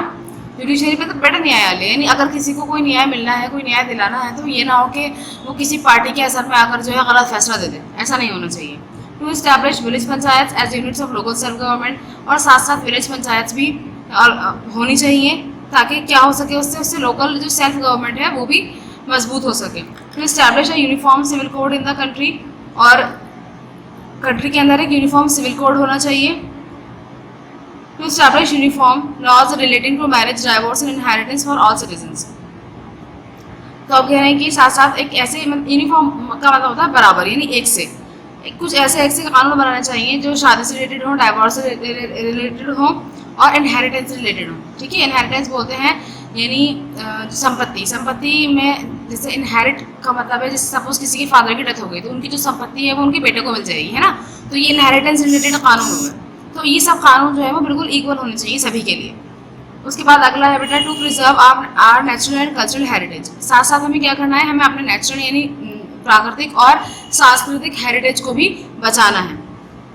तो इसके लिए स्टेट को क्या करना चाहिए, to protect all monuments, places and objects of national importance. तो ये काम है स्टेट का कि वो सारे मॉन्यूमेंट्स, जितने भी हिस्टोरिकल मॉन्यूमेंट्स हैं, जो भी प्लेसेस हैं या जो भी ऑब्जेक्ट्स हैं, उन सबको बचा करके रखे, उनकी केयर करे, ठीक है। To protect wildlife and forest, और साथ साथ वो क्या करे, वाइल्ड लाइफ और फॉरेस्ट को भी बचा कर रखे, उनकी केयर करे, उनको प्रोटेक्ट करे। उसके बाद नेक्स्ट है principles for promotion of international understanding, साथ साथ उन सिद्धांतों को जिसके अंदर इंटरनेशनल अंडरस्टैंडिंग को बढ़ावा मिलता है उनको प्रमोट करे, ठीक है। To promote international peace and security, यानी अंतर्राष्ट्रीय स्तर पर यानी इंटरनेशनल लेवल पर जो है शांति का और सिक्योरिटी का को प्रमोट करना चाहिए सरकारों को। To maintain just and honourable relations with other nations, और साथ साथ जो है जस्ट यहाँ पर शायद इन्होंने शॉर्ट फॉर्म दे रखी है बेटा, ये जस्टिस की शॉर्ट फॉर्म है, तो ये कह रहे हैं कि हमें जो है न्याय की और ऑनरेबल इज्जत वाले जो कानून है या इज्जत वाला जो रिलेशन है वो दूसरे नेशन से हमें बनाना चाहिए, ठीक है। To promote respect for international treaties and laws, और जो भी ट्रीटीज़ या लॉज हमने किए हैं यानी जो भी समझौते हमने इंटरनेशनली किए हैं उनकी भी रिस्पेक्ट करनी चाहिए, ये नहीं कि हम बस समझौता करें और उसको तोड़ दें। To settle international disputes by arbitration, और साथ साथ हमें जितने भी इंटरनेशनल डिस्प्यूट्स हैं उनको आर्बिट्रेशन के थ्रू सुलझा लेना चाहिए, बजाय इसके कि हम बहुत ज़्यादा लड़ाई झगड़ा करें या हर बात पर हथियार निकालना है, ठीक है ना। यानी पूरे विश्व में हमें शांति फैलानी चाहिए, हमारे देश में शांति फैलानी चाहिए, और जितने भी लोग हैं वो सब क्या है, वो सब कानून की नज़र में बराबर होने चाहिए। कोई भी ऐसा कानून नहीं बनना चाहिए जो इनमें से किसी भी पॉइंट को काटता हो या कॉन्ट्राडिक्ट करता हो, ठीक है। ये सब जिम्मेदारियाँ किसकी, सब सरकार की जिम्मेदारियाँ हैं कि वो इन सब कानूनों को यानी इन सब बातों को जो है प्रॉपर्ली पूरा कर सके, ठीक है। देखिए बेटा अगली हेडिंग है आपकी fundamental rights. Fundamental rights. Human rights are important for a person to lead a dignified life. The founding fathers of the Constitution of India enshrined certain fundamental rights in it. These rights form the basic democratic setup. The success of democracy depends upon the success of these rights. The 6 fundamental rights recognized by our Constitution are. कह रहे हैं कि human rights यानी मानव अधिकार जो है वो बहुत इंपॉर्टेंट है किसी भी इंसान को जिंदा रहने के लिए और उसको एक इज्जत वाली ज़िंदगी देने के लिए बहुत ज़रूरी है, ठीक है। तो हमारे जो फाउंडिंग फादर्स हैं कॉन्स्टिट्यूशन के यानी जिन्होंने कॉन्स्टिट्यूशन को बनाया है उन्होंने वो सर्टेन राइट्स को फंडामेंटल राइट्स को हमारे कॉन्स्टिट्यूशन में इंक्लूड किया है, और जो ये जो राइट्स हैं वो बेसिक डेमोक्रेटिक सेटअप के बिल्कुल बेस हैं, यानी ये डेमोक्रेटिक सेटअप जो है वो इन राइट्स के बगैर अधूरा रह जाएगा। कह रहे हैं कि जिस तरह डेमोक्रेसी की जो सक्सेस है वो डिपेंड करती है राइट्स पर, ठीक है। यानी राइट्स अगर प्रॉपर्ली सबको मिल रहे होंगे, प्रॉपर्ली सब अपने अपने राइट्स का फ़ायदा उठा रहे होंगे, तो हम कह सकते हैं कि हाँ भाई ये जो डेमोक्रेसी है सक्सेसफुल डेमोक्रेसी है। तो हमारा जो फंडामेंटल हमारे जो कॉन्स्टिट्यूशन है उसके अंदर हमें 6 फंडामेंटल राइट्स दिए गए, ठीक है। देखिए कौन कौन से राइट्स हैं। The right to equality, the right to freedom from exploitation, the right to freedom of religion, cultural and educational rights, the right to constitutional remedies. बड़ा 6 राइट्स हैं हमारे कॉन्स्टिट्यूशन में जो हर एक नागरिक को दिए गए, यानी भारत में जन्म लेने वाला हर बच्चा इवन चाहे वो किसी और कंट्री का भी हो, ठीक है, जिसका जन्म भारत में हुआ होगा तो उसको ये राइट्स बाय बर्थ मिल जाएंगे, कोई इसको आकर आपके हाथ में नहीं देगा, ठीक है। आपके पास भी सारे राइट्स हैं, मेरे पास भी सारे राइट्स हैं, और इसके अलावा हर इंसान के पास सभी राइट्स हैं। और इसकी ख़ास बात यह है कि अगर हमारे फंडामेंटल राइट्स कोई भी हमसे छीन रहा है या उनका हनन कर रहा है या उनको नुकसान पहुँचा रहा है तो हम डायरेक्ट सुप्रीम कोर्ट में जा करके अपील कर सकते हैं। सिर्फ यही एक इकलौती एक ऐसी चीज़ है जिसके लिए हम डायरेक्ट सुप्रीम कोर्ट जा सकते हैं, वरना अगर हमें कोई और केस लड़ना होगा तो हम पहले क्या करेंगे, अपने स्टेट लेवल पर केस लड़ेंगे, उसके बाद पहले डिस्ट्रिक्ट लेवल पर, फिर जोनल लेवल पर, फिर स्टेट लेवल पर, फिर कहीं जाकर के हम सुप्रीम कोर्ट पहुंच सकते हैं, है ना। लेकिन ये जो है इसके अंदर हम क्या कर सकते हैं, डायरेक्टली सुप्रीम कोर्ट जा सकते हैं अगर इसके अंदर कोई भी हमसे इनको छीन रहा होगा। तो फर्स्ट जो राइट है उसको देखते हैं। फर्स्ट राइट क्या है हमारा, right to equality. Right to equality क्या कहता है, Due to the existence of various kinds of inequalities in our society, the right to equality assumes a great deal of importance. The Constitution guarantees equality of all persons before law and equal protection by the law. कह रहे हैं कि हमारे यहाँ पर जो बहुत सारे तरीके की जो है इनइक्वालिटीज़ हमारी सोसाइटी के अंदर, ठीक है। तो इन सब इनइक्वालिटीज़ को देखते हुए राइट टू इक्वालिटी जो है वो बहुत अपनी एक इम्पोर्टेंस रखता है, ख़ास इंपॉर्टेंस रखता है। तो हमारा जो कॉन्स्टिट्यूशन है उसके अंदर क्या है, वो कॉन्स्टिट्यूशन जो है वो गारंटी देता है हमें इक्वालिटी की, हर इंसान के लिए कानून की नज़र में हर इंसान बराबर है, उसको बराबर प्रोटेक्शन दिया जाएगा कानून के द्वारा, ठीक है। अगर किसी अमीर का नुकसान हुआ है या किसी गरीब का नुकसान हुआ है तो दोनों ही जो है वो बराबर माने जाएंगे कानून की नज़र में। The state can not discriminate against citizen on grounds of religion, caste, sex और प्लेस ऑफ बर्थ। अब ये कहने कि स्टेट जो है यानी जो राज्य है यानी जो सरकार है वो किसी भी आधार पर किसी भी सिटीजन से भेदभाव नहीं कर सकती है, ना धर्म के आधार पर, ना कास्ट के आधार पर, ना लिंग के आधार पर, और ना ही उनके जन्म स्थान के आधार पर। The constitution also अबॉलिशेस the practice of untouchability which is an extreme form of social discrimination. तो कह रहे हैं कि कॉन्स्टिट्यूशन ने जो है एक और काम क्या है, एक और चीज़ को खत्म किया है, और वो क्या है, वो है अनटचेबिलिटी। अनटचेबिलिटी बोलते बेटा छुआछूत, यानी मैंने आपको शायद बताया था लास्ट क्लास में भी, अनटचेबिलिटी जो SC STs होते हैं उनको अछूत माना जाता है, यानी हिंदू धर्म में ही होती है।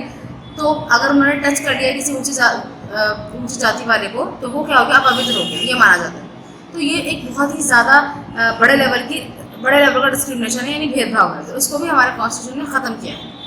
The constitution however allows state of make special provision such as preservation for scheduled caste, scheduled tribes and other backward classes.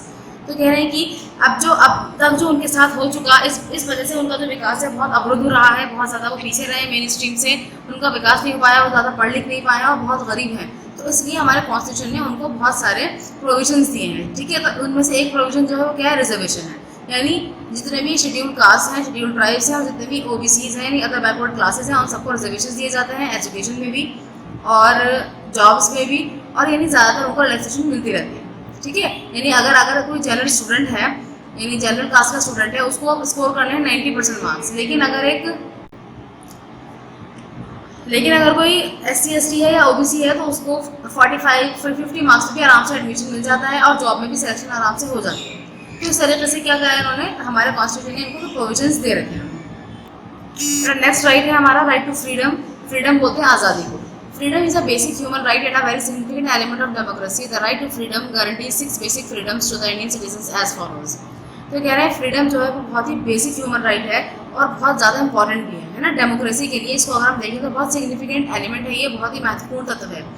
हमारा जो राइट टू फ्रीडम है ये हमें गारंटी देता है 6 बेसिक फ्रीडम्स की हर इंडियन सिटीजन को, ठीक है ना। कौन कौन सी है वो?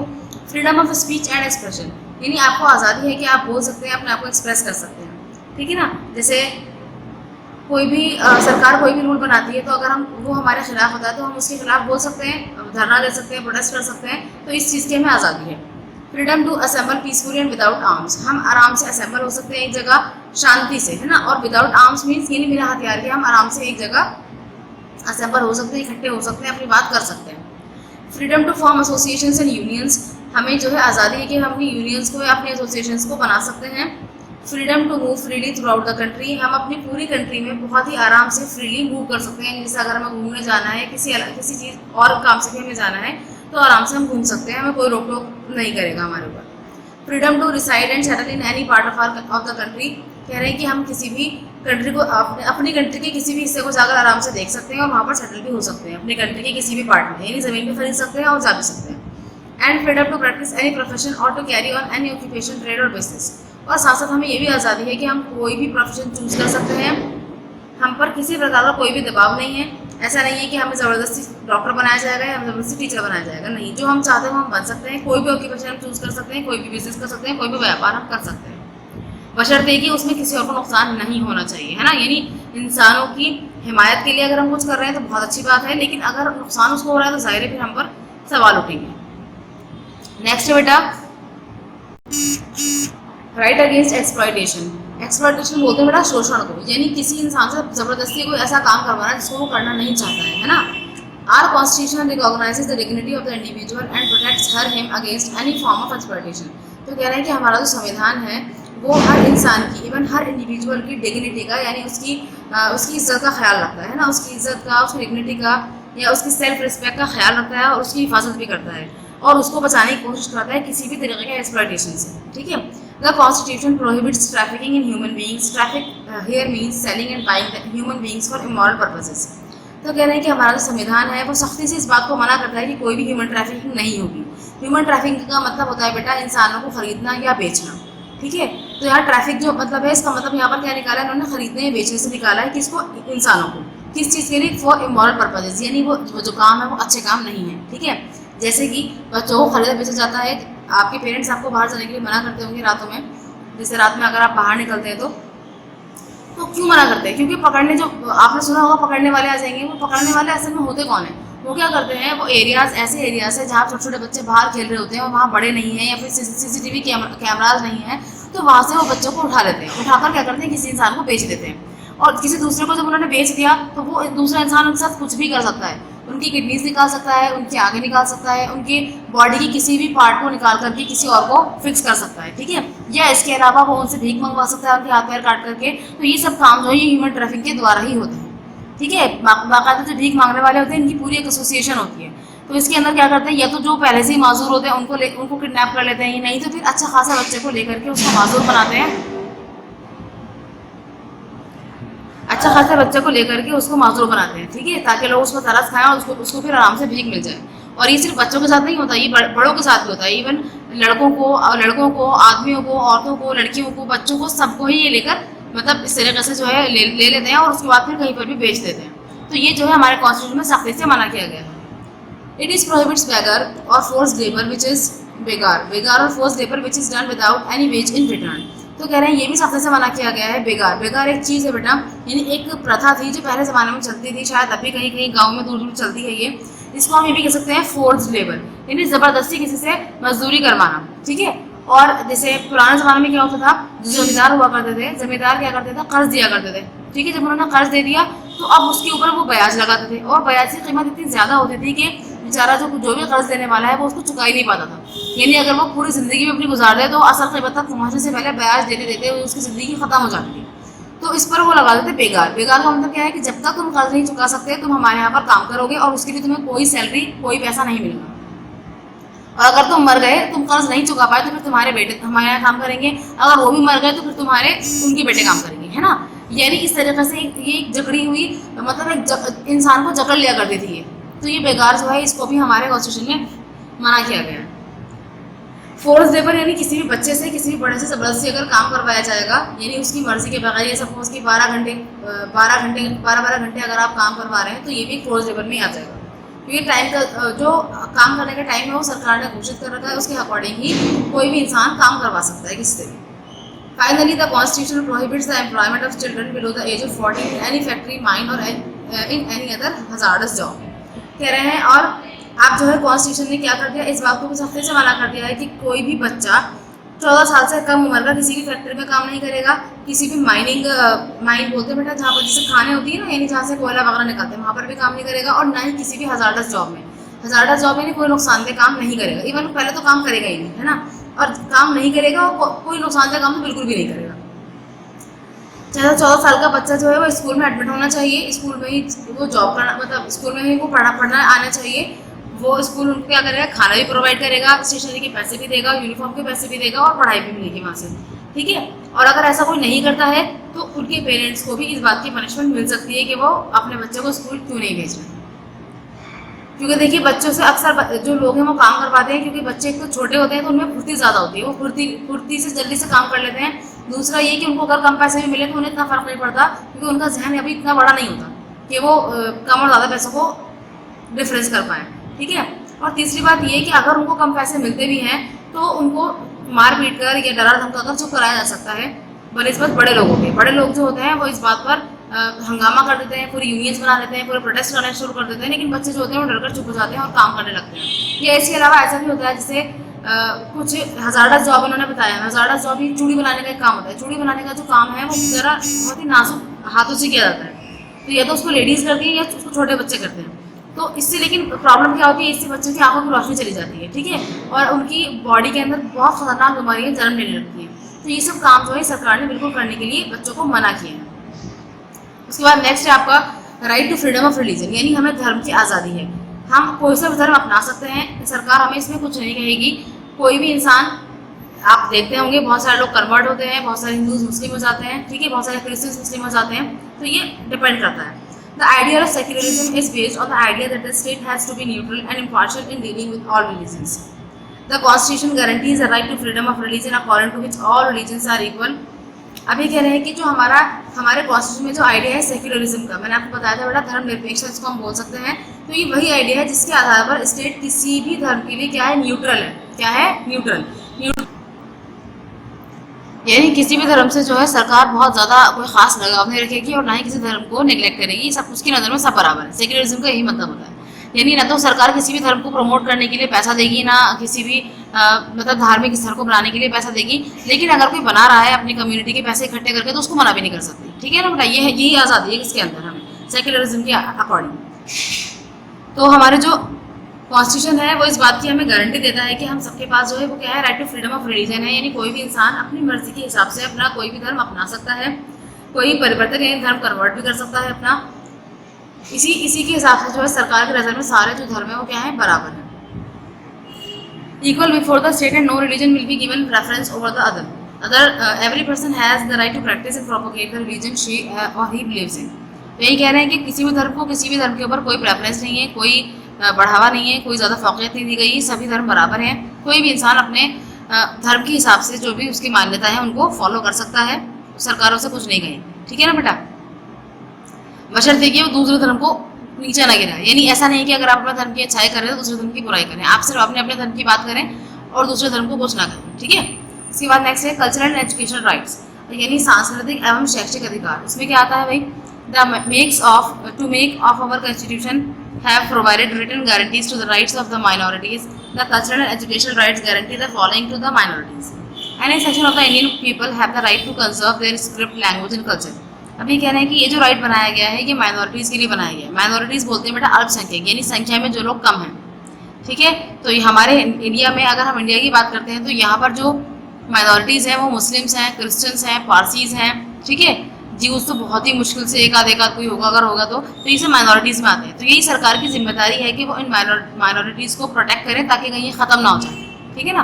तो अभी कह रहे हैं कि हमारे ये बताया है उन्होंने फर्स्ट पॉइंट में कि इंडियन सोसाइटी का कोई भी सेक्शन जो है, यानी कोई भी तबका जो है उसके पास ये राइट है कि वो अपनी स्क्रिप्ट को कंजर्व कर सकता है, यानी जो भी उसकी स्क्रिप्ट है जो उसके धर्म से रिलेटेड है उनको कंजर्व कर सकता है, उसकी लैंग्वेज को कंजर्व करके रख सकता है और अपने कल्चर को भी, यानी जैसा उसका कल्चर है वो वैसा ही रह सकता है। ऐसा नहीं है कि सरकार ने कोई नए नॉर्म्स बना रखे हैं और उसके अकॉर्डिंग ही लोगों को काम करना पड़ेगा, ऐसा नहीं है। Admission to any education institution funded by the government shall not be denied on the grounds of religion, caste, region और लैंग्वेज। कह रहे हैं कि किसी भी एजुकेशनल इंस्टीट्यूशन में अगर आप एडमिशन चाहते हैं जो कि एक सरकारी जो इदारा है, तो उसके अंदर आपको कोई भी मना नहीं कर सकता कि भाई आप इस धर्म के तो आपको एडमिशन नहीं मिलेगा, आपकी कास्ट दूसरी है, या फिर आपका रीजन यानी आप कहीं सपोज किसी दूसरे स्टेट से हैं तो आपको एडमिशन नहीं मिलेगा, या आपकी लैंग्वेज अलग है, किसी भी आधार पर उनसे मना नहीं किया जाएगा, उनको बाकायदा एडमिशन दे दिया जाएगा। इसलिए आप देख सकते हैं बड़ी बड़ी यूनिवर्सिटीज़ हैं, जामिया है, दिल्ली यूनिवर्सिटी है, इसके अंदर सिर्फ दिल्ली के स्टूडेंट नहीं होते हैं, इसके अंदर पूरे इंडिया के स्टूडेंट्स आते हैं, नॉट इवन इंडिया, पूरे वर्ल्ड के स्टूडेंट्स आते हैं और आकर यहाँ पर एडमिशन लेते हैं, यहाँ से एजुकेशन लेते हैं, ठीक है बेटा। Every section of society has a right to establish and administer educational institutions of its choice. अब ये कह रहे हैं कि सोसाइटी का हर सेक्शन जो है वो इस बात की आज़ादी रखता है कि वो अपना भी कोई एजुकेशनल इंस्टीट्यूशन खोल सकता है, ठीक है। जैसे आप देखते हैं कि मदरसे वगैरह हैं तो वो हमारे एजुकेशनल इंस्टीट्यूशन है हमारे रिलीजन के हिसाब से, तो उसके खोलने की कोई मनाही नहीं है। आप देख सकते हैं बहुत सारे मदरसे हैं, वहाँ पर हम अपने धर्म की शिक्षा दे सकते हैं, इसके लिए भी कोई मनाही नहीं है, ठीक है बेटा। यानी ये हमारे कॉन्स्टिट्यूशन हमें ये राइट दे रखा है। Right to constitutional remedies. The Constitution has not only granted rights to the citizens, it has also given legal sanctions behind them and is ensured judicial remedies in case of their infringement. In order to ensure that our rights are respected by the government, the Constitution makes provision for a special right called the right to constitutional remedies. अब ये कह रहे हैं कि जो हमारा constitution है उसने हमें सिर्फ राइट्स दिए नहीं है, यानी ऐसा नहीं कि सिर्फ कहने के लिए राइट्स दे दिए हैं, बल्कि उसके पीछे बाकायदा लीगल सैंक्शंस हैं, लीगल प्रोविजंस हैं। यानी अगर कोई भी हमारे जो अधिकार है उनका इन्फ्रिंजमेंट करता है, उनका हनन करता है, उनको हमसे छीनता है, ठीक है, तो ये जो राइट है, राइट टू कॉन्स्टिट्यूशनल रेमेडीज, ये इस राइट के तहत हम उसके खिलाफ आवाज़ उठा सकते हैं और डायरेक्ट सुप्रीम कोर्ट में जाकर गुहार लगा सकते हैं, ठीक है। ये एक स्पेशल राइट है, इसको हम कह सकते हैं, इसको डॉक्टर बी आर अम्बेडकर ने क्या कहा है, इसको संविधान की आत्मा कहा है। यानी ये राइट जो है, यही राइट हमें इंसाफ दिलाता है अगर कोई भी फंडामेंटल राइट हमारा हमसे छीना जाता है या हमारा एक्सप्लॉयटेशन किया जाता है। This itself is a fundamental right and makes other rights effective. By virtue of this rights, citizens are empowered to approach to court in case of denial of any of these fundamental rights. बेटा वही लिखा हुआ है इसके अंदर जो मैंने आपको बताया था अभी कि ये खुद एक फंडामेंटल राइट है, लेकिन यही राइट जो है वो क्या करता है, हमें बाकी फंडामेंटल राइट्स को मजबूती देता है, ठीक है। यानी उनको यकीनी बनाता है कि हाँ अगर ऐसा होता है तो फिर हमें जो है इस राइट के तहत आज़ादी है कि हम क्या कर सकते हैं कि हम कोर्ट में जाकर के अपना केस दायर कर सकते हैं उस इंसान के उस किसी भी संस्था के खिलाफ जो हमारे फंडामेंटल राइट्स को हमसे छीन रही है, ठीक है बेटा। अब हम देखते हैं fundamental duties. Fundamental duties, when we have the rights it becomes our duty to exercise these rights responsibly. All rights are accompanied by a corresponding duty. बेटा जहाँ जहाँ करेक्शन है करते जाइएगा, है ना। अकम्पनीड है ये, और ये ड्यूटीज नहीं ड्यूटी है। Absence of duties may bring lawlessness and violation of the others' rights. With this view, fundamental duties were incorporated in the Constitution in 1976.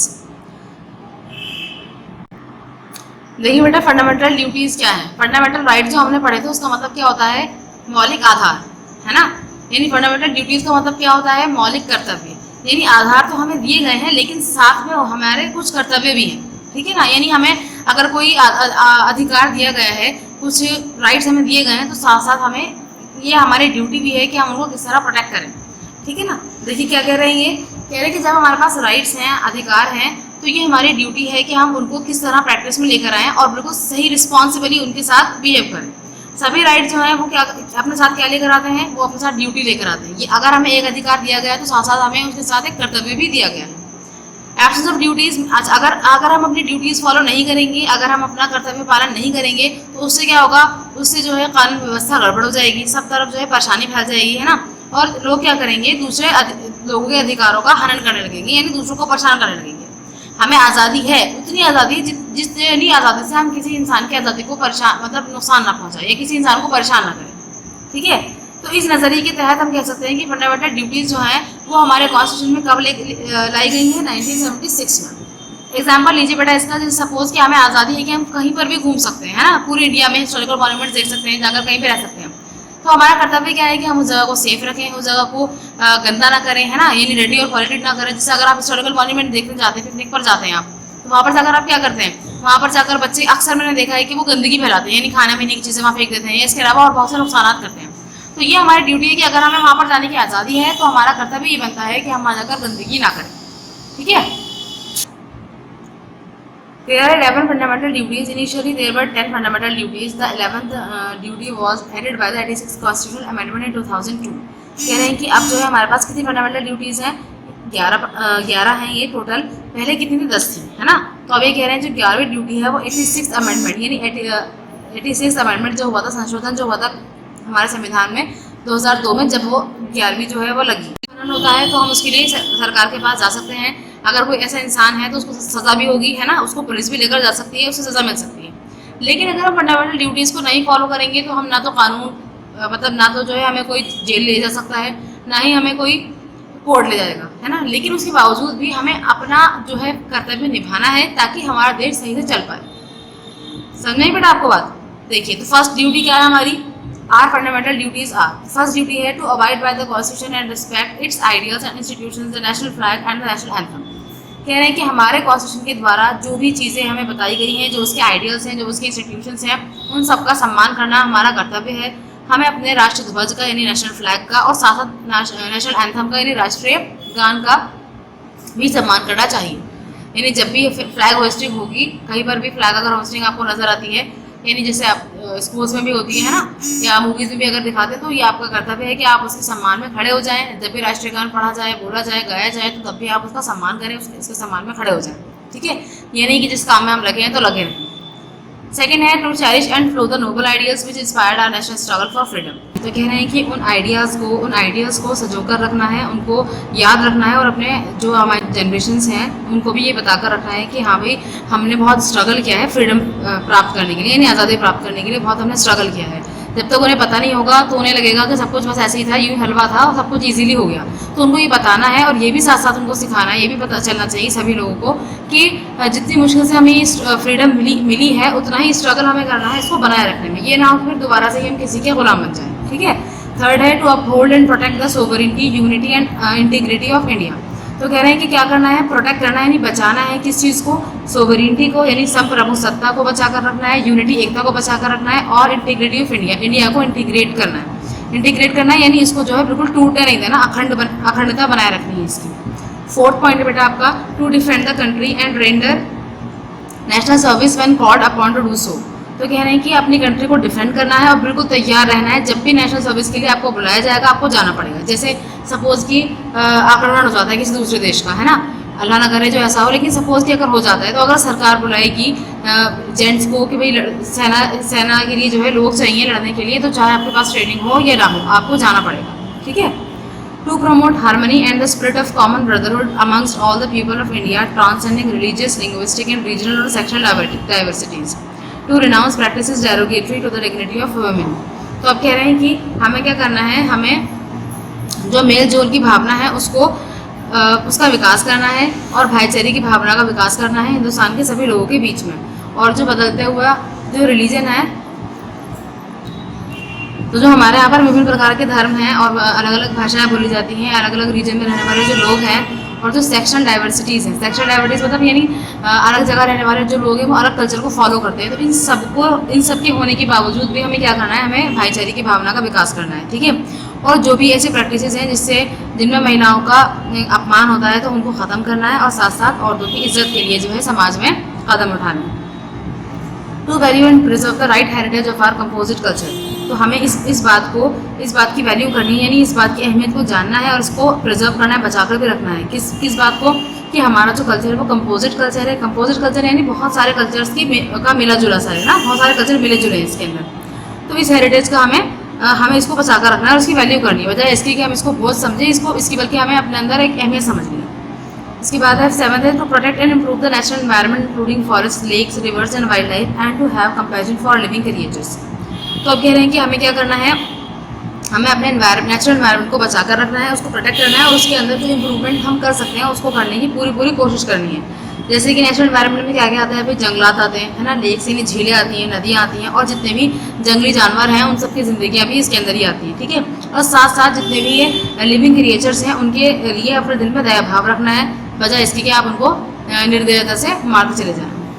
उसके बाद 8th है develop the scientific temper, humanism and the spirit of inquiry and reform. तो कह रहे हैं कि आपको जो है अपने अंदर साइंटिफिक टेम्पर को डेवलप करना है, इंसानियत की भावना को डेवलप करना है, और इंक्वायरी की स्पिरिट को और रिफॉर्म को। देखिए बेटा, रिफॉर्म बोलते हैं समाज में बदलाव लेकर आने को। स्पिरिट ऑफ इंक्वायरी का मतलब ये है कि जो भी आपको बताया जाए उसको एज इट इज़ मत मान लीजिए। उससे क्या होगा, उससे ना समाज में अराजकता फैलेगी, यानी सब तरफ क्योस फैल जाएगा। जो किसी ने कहा वो आपने मान लिया, है ना। तो पहले आपके अंदर एक इंक्वायरी की फॉर्म होनी चाहिए कि अगर आपको कोई चीज़ बताई जा रही है तो आप उसको एज इट इज़ ना मान लें, अपने लेवल पर कुछ रिसर्च करें, कुछ सर्च करें, उसके बाद उसको मानें, ठीक है। ह्यूमनिज्म यानी मानवतावाद की भावना, यानी सभी मानव जो है वो बराबर है, सबको जो है आपको रिस्पेक्ट करनी है और सबको ही इंसान समझना है, यानी कि सिर्फ आपको लगे कि सिर्फ आप इंसान हैं और बाकी सब जो है वो जीने के लायक भी नहीं है, ठीक है बेटा। उसके बाद साइंटिफिक टेम्पर का मतलब ये है, साइंटिफिक टेम्पर का मतलब ये होता है कि बेटा हमारा जो व्यवहार है वो बिल्कुल कैसा हो, वैज्ञानिक तौर पर, यानी फैक्ट्स पर हम डिपेंडेंट हों, यानी हमारा जो भी हम कंक्लूजन्स निकाले ना वो ऐसे ही ना हो, मतलब अंधविश्वास ना करें। इन शॉर्ट आप ये समझ लीजिए, ठीक है। उसके बाद 9th है to safeguard public property and to absorb violence. तो हमें क्या करना है, पब्लिक प्रॉपर्टी को सेफ करना है, उसको बचा करके रखना है, और प्लस वायलेंस को ख़त्म करना है, उससे दूर रहना है, ठीक है। अब पब्लिक प्रॉपर्टी क्या हो गया बेटा, जैसे देखिए जो हिस्टोरिकल मॉन्यूमेंट्स पब्लिक प्रॉपर्टी है, कोई भी इंसान वहाँ पर जा सकता है, किसी को कोई रोक टोक नहीं है। लेकिन वहाँ पर जाकर क्या करते हैं लोग, वहाँ पर जाकर दीवारों पर अपने नाम लिख रहे होते हैं, वो कभी पत्थर से कभी किसी चीज़ से। तो ये सब चीज़ें जो हैं ये हमें नहीं करनी है। उसको हमें क्या करना है, वो हमारे पास क्या है, एक हेरिटेज है, तो हेरिटेज है तो उसको हमें बचा कर रखना है।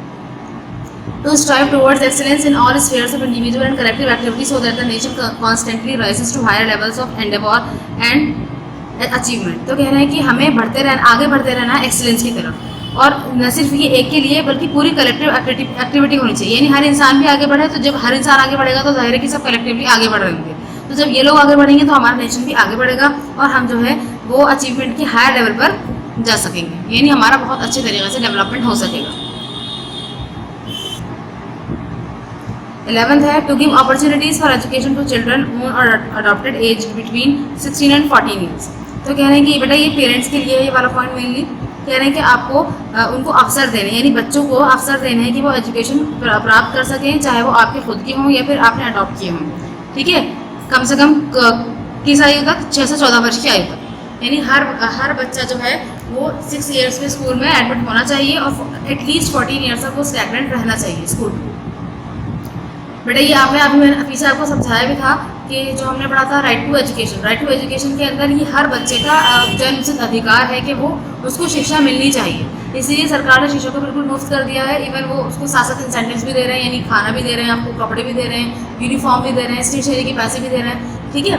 तो उसके बावजूद भी जो है अगर आप नहीं जा रहे हैं तो देखिए कितना बड़ा लॉस है ये। तो आपको जो है यानी जो भी बच्चा 6 से 14 वर्ष के बीच का है उसके लिए जो शिक्षा है वो अनिवार्य है। अनिवार्य का मतलब ये यानी कंपलसरी है, एट एनी कॉस्ट आपको लेनी लेनी है, ठीक है। तो ये तो हो गया बच्चों के लिए, ये वाला जो पॉइंट है पेरेंट्स के लिए, ठीक है ना। तो ये हो गए हमारे फंडामेंटल ड्यूटीज़। बेटा फंडामेंटल ड्यूटीज़ जो हैं ये हमारे लिए ही हैं। आपको मैंने अभी स्टार्टिंग में बताया था इसकी कि इसके लिए हमें कोई सज़ा नहीं मिलती अगर हम इसको फॉलो ना करें, लेकिन उसके बावजूद भी हमें इसको फॉलो करना चाहिए, ठीक है। फंडामेंटल राइट्स अगर फॉलो अप नहीं किए जाएंगे तो उसके लिए पनिशमेंट मिल सकती है, पर इसके लिए नहीं मिलती। चैप्टर हमारा कंप्लीट हो गया है। आई होप आपको समझ में आया होगा। नहीं समझ में आया हो तो आप मुझसे ग्रुप में अपनी जो क्वेरीज है वो पूछ सकते हैं। देखिए बेटे आपके प्रैक्टिस क्वेश्चन है। क्वेश्चन ए में देखिए ओरल क्वेश्चंस। ओरल क्वेश्चन में आपको 4 क्वेश्चंस दे रखे हैं। Define preamble, define democracy, define secularism, define sovereignty. तो चलते हैं पहले फर्स्ट क्वेश्चन के आंसर के लिए पेज 168 पर। देखिए बेटा इसका फर्स्ट आंसर यहाँ पर ये है द प्रीएम्बल का। द प्रीएम्बल से स्टार्ट करेंगे आप। The preamble is an introductory document. अगले लाइन में लिखा हुआ है कॉन्स्टिट्यूशन, ठीक है। ये हो गया आपका ए का फर्स्ट। नेक्स्ट क्वेश्चन देखिए। नेक्स्ट क्वेश्चन है व्हाट इज डेमोक्रेसी, है ना, ये डिफाइन डेमोक्रेसी। तो डेमोक्रेसी की डेफिनेशन आप यहाँ से देखेंगे। डेमोक्रेसी इज वन ऑफ, यहाँ से स्टार्ट करेंगे आप और थर्ड लाइन में लिखा हुआ है टू द गवर्नमेंट, ठीक है। ये हो गया आपका ए का सेकेंड आंसर। उसके बाद थर्ड देखिए सेक्युलरिज्म। सेक्युलरिज्म के अंदर यहाँ पर स्टार्ट करेंगे आप इसका द प्रीएम्बल स्टेट्स यहाँ से, और थर्ड लाइन में लिखा हुआ है फंडामेंटल राइट यहाँ तक। ये हो गया आपका ए का थर्ड, ठीक है। अब ए का फोर्थ देखिए। फोर्थ क्वेश्चन है बेटा डिफाइन सोवरेनिटी, है ना। तो सोवरेनिटी के लिए आप इसकी पूरी डेफिनेशन लिख देंगे, सोवरेनिटी से लेकर के और गवर्नमेंट तक। ये हो गया आपका ए का फोर्थ। बेटा ये ए पार्ट हमने कर लिया, ठीक है। उसके बाद ये आपको कॉपी में करना है। अच्छा बी पार्ट देखिए। बी पार्ट अभी जो हमने पिछले लेसन का किया था तो वो हमने बुक में कर लिया था क्योंकि वहाँ स्पेस प्रोवाइडेड था, लेकिन ये भी आपको कॉपी में करना पड़ेगा क्योंकि इनके आंसर थोड़े से लेंथी है, यहाँ स्पेस नहीं है, ठीक है बेटा। तो चलिए ये फर्स्ट है आपका name any two fundamental rights. तो पेज 171 पर आ जाइए बेटा। क्वेश्चन से स्टार्ट करेंगे आप। The two fundamental rights are. तो इसके अंदर आपको 6 राइट्स हैं। मैंने आपको बताया था ना फंडामेंटल 6 राइट्स हैं हमारे, तो उसमें से कोई से भी 2 आप लिख सकते हैं। तो मैंने शुरू के 2 टिक किए हैं छोटे छोटे से हैं, the right to equality, the right to freedom. तो ये है आपका बी का फर्स्ट आंसर। बी का सेकेंड आंसर देखिए। सेकंड क्वेश्चन है आपका name any two fundamental duties. Fundamental duties के लिए आ जाइए पेज 172 पर। बेटा इसमें देखिए यहाँ पर आपको फंडामेंटल ड्यूटीज लिखनी है एनी टू। 11 ड्यूटीज है हमारी, तो कोई सी भी 2 लिखनी है आपको। तो आप इसको स्टार्ट इस तरह करेंगे 2 फंडामेंटल ड्यूटीज आर, और उसके बाद 2 पॉइंट्स डाल देगा, ये 2 पॉइंट लिख देगा, ठीक है ना। ये हो गया आपका बी का सेकंड। बी का थर्ड देखिए। Name any 2 aims of preamble of our constitution. हमारे प्रीएम्बल के 2 एम्स लिखने हैं, कोई से भी 2 एम, 2 मकसद, 2 लक्ष्य, ठीक है। तो वैसे तो कई सारे हैं, यानी सोवरेनिटी, सेक्युलरिज्म, सोशलिज्म, ये सब चीज़ें इसके अंदर आ जाती हैं, लेकिन हमने कोई से भी 2 लिखने हैं तो हमने ये लिख दिए हैं the 2 aims of preamble of our constitution are justice and equality, ठीक है बेटा। तो ये आपको ये दोनों क्वेश्चन इसमें करना है, यानी क्वेश्चन ए भी क्वेश्चन बी भी दोनों अपनी कॉपी में करना है सिविक्स की। उसके बाद देखिए प्रैक्टिस सेट समेटिव असेसमेंट वाला देखिए। क्वेश्चन ए का फर्स्ट पार्ट है the fundamental rights and the federal form government were adopted from the constitution of. तो आप कह रहे हैं कि फंडामेंटल राइट्स और फेडरल फॉर्म ऑफ गवर्नमेंट जो है वो कौन सी कॉन्स्टिट्यूशन से लिया गया है? UK, USA, farmer USSR, Australia. तो बेटा ये हमने पढ़ा था कि ये यूएसए से लिया गया है, ठीक है। उसके बाद नेक्स्ट है the parliamentary system of government and simple citizenship were adopted from the constitution of. देखिए मैंने आपको बताया था सिंपल सिटीजनशिप या सिंगल सिटीजनशिप होगा ये। तो इसके अंदर पार्लियामेंट्री सिस्टम ऑफ गवर्नमेंट, ये दोनों चीज़ें कहाँ से ली गई हैं? यूके गवर्नमेंट से ली गई है, यानी यूके कॉन्स्टिट्यूशन से ली गई है, ठीक है बेटा। थर्ड देखिए blank means that everyone must enjoy social and economical equality. इसका मतलब है कि हर किसी को सामाजिक और आर्थिक समानता एंजॉय करने का हक है। तो ये बात कौन कहता है? Sovereignty, socialism, democracy, secularism. तो बेटा ये सोशलिज्म कहता है। सोशलिज्म का मतलब ये है कि अमीर और गरीब के बीच की जो खाई है उसको कम किया जाए। फोर्थ है the concept of the 5-year plans was adopted from the constitution of। तो 5-year प्लान का जो कॉन्सेप्ट है वो कहाँ से अडॉप्ट किया गया है? यूएसए, यूएसएसआर, यूके या आइसलैंड। तो बेटा यूएसएसआर से अडॉप्ट किया गया है। फिफ्थ है our constitution prohibits employing children below. कह रहे हैं हमारा जो संविधान है वो मना करता है कितनी उम्र के बच्चों को काम करने नहीं दिया जाना चाहिए, यानी कितनी एज तक के जो बच्चे हैं वो काम नहीं करेंगे, यानी कोई भी बाल श्रम नहीं करेंगे। 6 ईयर्स, 14 ईयर्स, 18 ईयर्स, 12 ईयर्स। तो बेटा वो 14 ईयर्स से छोटे जो बच्चे हैं वो काम नहीं करेंगे कोई भी, उन्हें सिर्फ एजुकेशन लेनी है। ठीक है बेटा। उसके बाद बी देखिए बेटा, बी का फर्स्ट फिलअप है द ब्लैंक स्टेट्स। यहाँ स्टेट्स लिखा हुआ है, इसको स्टेट्स कर लीजिएगा। States the aims and objectives of our constitution, यानी प्रियम्बल आएगा यहाँ पर कि हमारा जो प्रियम्बल है वही हमारे एम्स और ऑब्जेक्टिव को बनाता है, बताता है हमारे कॉन्स्टिट्यूशन के। Our constitution guarantees 6 fundamental rights. Fundamental right यहाँ फंडामेंटल लिख लीजिए। थर्ड है our constitution also lists the fundamental duties. ठीक है, फंडामेंटल राइट्स भी हैं और ड्यूटीज भी हैं। मैंने आपको बताया था कि ये दोनों क्या हैं, एक पहलू के दो सिक्के हैं, एक सिक्के के दो पहलू हैं। ठीक है, इसके बाद 4 देखिए, India is a democratic Republic country, यानी इंडिया डेमोक्रेटिक भी है और यहाँ मैंने एरो बनाकर लिखा है रिपब्लिक भी है। ठीक है। उसके बाद 5th है begar was practised in the past by Britishers. बेगार मैंने आपको बताया था एक तरीके की मजदूरी होती है ये, कि मतलब लोग मरते भी चले जाएं तो उनकी औलादें फिर उनकी औलादें इसके अंदर बनती चली जाती हैं। तो ये ब्रिटिशर्स भी इसको इन्होंने अपनाया था, ब्रिटिशर्स ने भी। ठीक है बेटा। उसके बाद सी देखिए, टिक द करेक्ट ऑप्शंस के अंदर फर्स्ट है in the Indian constitution does not allow citizens to follow any religion. कह रहे हैं इंडियन कॉन्स्टिट्यूशन किसी भी रिलीजन को फॉलो करने के लिए अलाउ नहीं करता। बेटा ये रॉन्ग स्टेटमेंट है, क्योंकि हमें ये आज़ादी है कि हम अपनी मर्जी से कोई सा भी रिलीजन फॉलो कर सकते हैं। सेकेंड है in India all religious groups are free to set up education institutions. कह रहे हैं कि हिंदुस्तान में या भारत में सभी रिलीजियस ग्रुप्स को ये आज़ादी है कि वो अपने हिसाब से अपनी मर्जी का कोई एजुकेशन इंस्टीट्यूशन सेट कर सकते हैं। तो yes it is true. Third है making people work without wages and employing children aged below 14 years in dangerous jobs are punishable by law.